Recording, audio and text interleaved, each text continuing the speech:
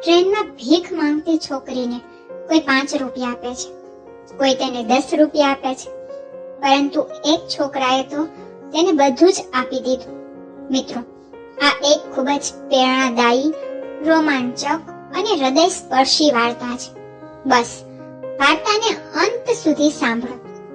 મિત્રો, અહીંથી વાર્તાની શરૂઆત થાય છે. પટનાથી કોટા ટ્રેનમાં એક છોકરો જેનું નામ નિખિલ કુમાર છે, તે નીટ પરીક્ષાની તૈયારી કરી રહ્યો હતો. છેલ્લા 2 વર્ષથી તે તેના પોતાના શહેર પટનામાં કોચિંગ પેપર આપી રહ્યો હતો, પરંતુ તે તેની પરીક્ષા પાસ કરી શકતો ન હતો. ત્યારે તે કોચિંગ માટે કોટા જવાનું વિચારે છે કે ત્યાંની કોચિંગ સંસ્થાઓ સારી છે. તે કોટામાં જ એડમિશન લે છે અને વિચારે છે આ મારા માટે સારું રહેશે, અને તે ત્યાં રહીને તૈયારી શરૂ કરે છે. પણ તે હોળીની રજાઓ મનાવવા માટે તેના ઘરે આવે છે અને રજાઓ પૂરી થયા બાદ ફરીથી કોટા જવાના રવાના થાય છે. તે પટનાથી કોટા જતી ટ્રેનમાં ચડે છે અને ટ્રેન આરાથી નીકળે છે ત્યારે તે જોવે છે કે એક છોકરી ટ્રેનના ડબ્બામાં ભીખ માંગી રહી છે. તે છોકરીને આ રીતે ભીખ માંગતી જોઈને તેને ખૂબ દયા આવી, કારણ કે તે છોકરી ખૂબ જ નિર્દોષ અને દેખાવમાં ખૂબ જ સુંદર હતી. તે છોકરીએ સાદો સૂટ પહેર્યો હતો, પણ તેના શરીરને સારી રીતે ઢાંકી દીધું અને ભીખ માંગતી હતી. કોઈ તેને 5 રૂપિયા આપતું તો કોઈ તેને 10 રૂપિયા આપતું, અને કોઈ કહેતું કે આગળ વધો, અમારી પાસે કંઈ નથી. દરેકની પોતાની સોચ હોય છે. જ્યારે તે છોકરી ટ્રેનમાં ચડી, નિખિલ ત્યારથી તેને જોઈ રહ્યો હતો. તે ટ્રેનના બીજા દરવાજે હતી અને નિખિલ પાછલા દરવાજે ઊભો તેને જોઈ રહ્યો હતો. પછી એ છોકરી ભીખ માંગતી આગળ વધતી રહે છે અને નિખિલ આગળ આવીને ભીખ માંગવા હાથ લંબાવે છે.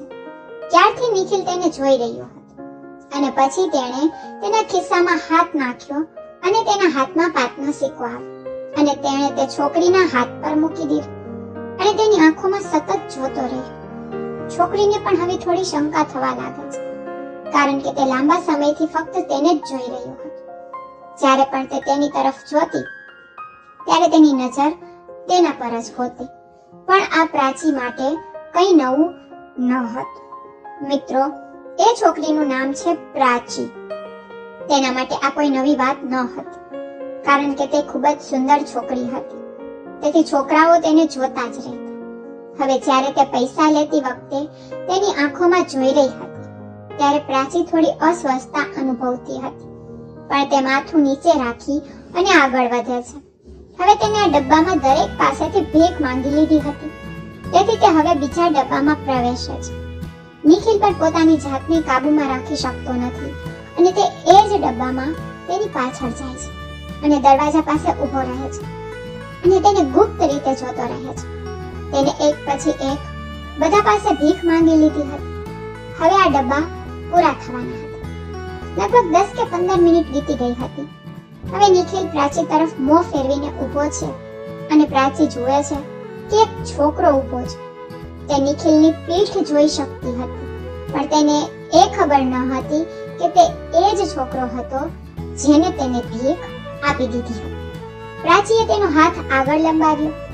હવે નિખિલ પણ તેની સામે જુએ છે અને પ્રાચીને સમજાતું નથી કે હવે શું કરવું, કારણ કે તે પહેલાથી તેની પાસે ભીખ માંગી ચૂકી હતી.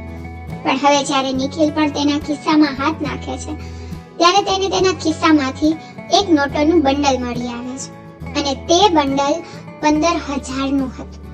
અને પછી તે તેના હાથ પર મૂકે છે.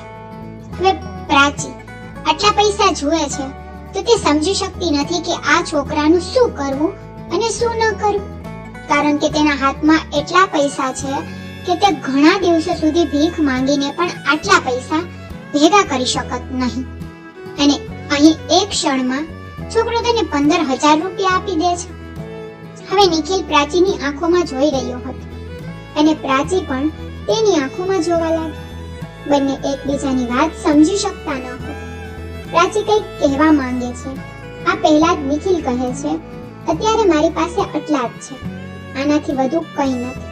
આ સાંભળતા જ પ્રાચી તેની નજર નીચી કરી નાખે છે તેને ખબર નથી કે આ પૈસા તેને પોતાની પાસે રાખવા કે નહીં. હવે નિખિલ પર ત્યાં થોડી અસ્વસ્થતા અનુભવા લાગી. તેથી તે ફરીથી ત્યાંથી નીકળી ગયો અને તે પોતાની સીટ પર જઈને બેસી ગયો. હવે પ્રાચી આગલા સ્ટેશને ઉતરી જાય છે, કારણ કે તે પણ સમજી શકતી નથી કે તેની સાથે શું થયું છે. કારણ કે આજ સુધી તેને આટલા પૈસા કોઈ આપ્યા ન હતા. તેને અત્યાર સુધીના સૌથી વધુ પૈસા મળ્યા હતા. તેને કોઈ 100 રૂપિયા મળતા અને હવે એક જ વારમાં તેને 15,000 મળ્યા હતા. તે તેના માટે મોટી વાત હતી. પરંતુ નિખિલ કુમાર એક સારા અને અમીર પરિવારનો હતો અને તેને 15,000ની રકમથી કોઈ ફરક પડતો ન હતો. અને આ સિવાય 100-200 વીઘા જમીન પણ તેના પિતાની પડી હતી. તેથી તે નીટ માટે ખૂબ જ સરળતાથી તૈયારી કરી રહ્યો. તે વિચારે છે કે ચાલો પહેલા જોઈએ, નંબર લાગે તો સરકારી કોલેજમાં એડમિશન મળી જાય અથવા હું ખાનગી કોલેજમાંથી પણ ડોક્ટરિંગનો અભ્યાસ કરીશ, કારણ કે તેના પિતા આટલા પૈસાનું રોકાણ કરવા તૈયાર હતા. મિત્રો, નિખિલ તેની સીટ પર બેઠો હતો અને તેની પાસે વધારે પૈસા બચ્યા ન હતા. મતલબ કે હવે રોકડા ખતમ થઈ ગયા હતા, કારણ કે તેણે તે છોકરીને બધા પૈસા આપી દીધા હતા. પરંતુ તેના બેંકના ખાતામાં અને એટીએમમાં ઘણા પૈસા હતા, પણ હવે કેશ ખતમ થઈ ગયા હતા. તેથી તે વિચારવા લાગ્યો કે મેં શું પાગલપણું કર્યું છે, અને તે થોડીવાર આમ જ વિચારતો રહે છે. હવે જ્યારે ટ્રેન આગલા સ્ટેશન પર ઊભી રહે છે, ત્યારે તે નીચે ઉતરીને બીજા ડબ્બામાં જાય છે અને જુએ છે કે છોકરી હજુ પણ ભીખ માંગી રહી નથી ને, પણ તે તેને ક્યાંય દેખાતી નથી. પછી તેને લાગે છે કે કદાચ તે પહેલા જ સ્ટેશન પર ઉતરી ગઈ હશે અને પછી કોટા પહોંચી જાય છે અને પોતાનો અભ્યાસ શરૂ કરે છે. કેટલાક દિવસો આમ જ પસાર થાય છે, પરંતુ પછી એક રાત્રે તે તેના સપનામાં તે છોકરીને જુએ છે. સપનું એવું હતું કે છોકરી તેને કંઈક કહેવા માંગતી હતી. તે તેની પોતાની પાસે બોલાવી રહી હતી. પછી તેની આંખો ખુલે છે અને તે બેસે છે અને વિચારમાં પડી જાય છે. તે ખૂબ જ બેચેન બની ગયો હતો. તે પોતાની જાતને કોસવા લાગે છે કે મારે મારી સીટ પર બેસવાને બદલે તે છોકરીની પાછળ જવું જોઈતું હતું. તેની સાથે વાત કરવી જોઈતી હતી કે તે કોણ છે, ક્યાં રહે છે. આ બધી વાતો તેના મનમાં ભટકવા લાગે છે. તે ઊંઘી શકતો નથી. તેને લાગવા માંડે છે કે કદાચ હું તેના પ્રેમમાં પડી ગયો છું. યાર, હું કદાચ પહેલી નજરમાં જ તેના પ્રેમમાં પડી ગયો હતો અને તેથી જ મેં તેને ખૂબ જોવાનું શરૂ કર્યું. હવે વિચારે છે કે શું કરવું. જો આ વાત મારા મનમાં આ રીતે દબાયેલી રહી તો મુશ્કેલી થશે. તેથી પછી તે આખી વાત તેના મિત્ર સાથે શેર કરે